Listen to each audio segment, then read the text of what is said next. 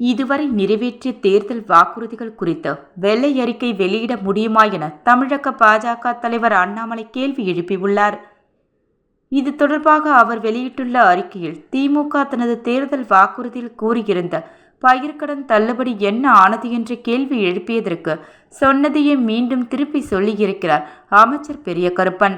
நீங்கள் வெளியிட்ட தமிழக அரசின் கொள்கை குறிப்பில் கடந்த 2021 முதல் 2024 வரை தள்ளுபடி செய்யப்பட்ட பயிர்க்கடன் 4455.37 கோடி என்றுதான் குறிப்பிடப்பட்டிருந்தது. ஆனால் நீங்கள் 12,110 கோடி தள்ளுபடி செய்துள்ளதாக கூறுகிறீர்கள். மீதமுள்ள தொகையை தள்ளுபடி செய்தீர்களா இல்லையா என்பது குறித்து அரசின் கொள்கை குறிப்பில் குறிப்பிடப்படவில்லை என்றால் பொதுமக்களுக்கு எப்படி தெரியும்? அனைவருக்கும் நகைக்கடன் தள்ளுபடி என்ற திமுக தேர்தல் வாக்குறுதி ஆட்சிக்கு வந்த பின்னர் தகுதி உடையவர்களுக்கு மட்டும் நகைக்கடன் தள்ளுபடி என்று மாற்றியதை அமைச்சர் மறந்திருக்கலாம். மக்கள் மறக்கவில்லை. அப்போது தேவைப்படாத கடன் தள்ளுபடிக்கான தகுதி திமுக ஆட்சிக்கு வந்த பின்னர் உருவாக்கப்பட்டதைத்தான் உங்கள் வாக்குறுதியை நம்பி கடனாளியாக நிற்கும் பொதுமக்களின் சார்பாக நாங்கள் கேள்வியாக முன்வைக்கிறோம்.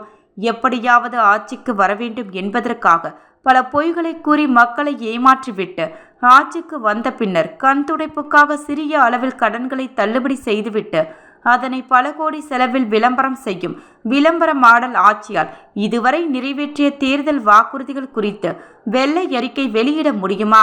ஆட்சிக்கு வந்து 6 ஏரி குளம் என நீர்நிலைகள் அனைத்தையும் ஆக்கிரமித்து அப்பாவி மக்களை மழை வெள்ளத்தால் தத்தளிக்க விட்டுவிட்டு வருடம் 1 மாதம் பேரிடர் நிவாரண நிதி என்று திமுகவினர் ஒப்பாரி வைப்பதால் பொதுமக்களுக்கு என்ன பயன்?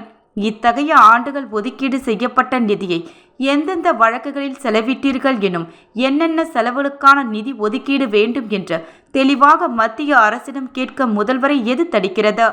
மழை வந்த 2ஆம் நாளே குத்து மதிப்பாக இத்தனை 1000 கோடி நிவாரண நிதி வேண்டுமென்று கேட்பது உங்கள் அரசியல் நாடகத்திற்காகத்தான் என்பதை மக்கள் அறிவார்கள். எல்லாவற்றிற்கும் மேல் தமிழகத்திற்கு தேவையானவற்றை கேட்டு பெறுவதற்காக தமிழக மக்களால் பார்லிமென்றுக்கு அனுப்பப்பட்ட திமுக எம்பிக்கள் தங்கள் தொகுதி வளர்ச்சிக்காக எதுவும் கேட்டிருக்கிறார்களா? கேண்டீன் செல்வதற்காகவே டெல்லி வரை செல்கிறார்கள் என்று பொதுமக்கள் கேலி செய்யும் அளவில்தான் அவர்கள் செயல்பாடு இருக்கிறது. இப்படி ஒதுக்கப்பட்ட நிதியையும் சிலை வைக்கிறோம், பெயர் வைக்கிறோம் என்று வீணடித்து விட்டு பார்லிமெண்டில் மத்திய அரசிடம் கேட்டு பெறும் பொறுப்பையும் தவற விட்டு விட்டீர்கள். இவ்வாறு அந்த அறிக்கையில் அண்ணாமலை கூறியுள்ளார்.